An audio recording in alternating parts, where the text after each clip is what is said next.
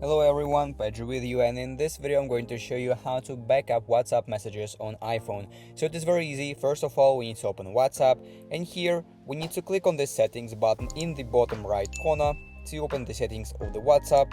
And here, if you scroll down a little bit, you will see the chats options. Just simply click on it, and now here you will have a chat backup button right here.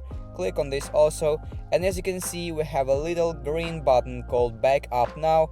If we click on this button, we will back up all the chats in the WhatsApp. As you can see, now it is preparing, but make sure that you have enough space in your iCloud. Otherwise, you need to upgrade your iCloud in order to have more space. As you can see, my chats is like 400 megabytes, so I need to have at least 400 megabytes in my iCloud for the chats to successfully back up.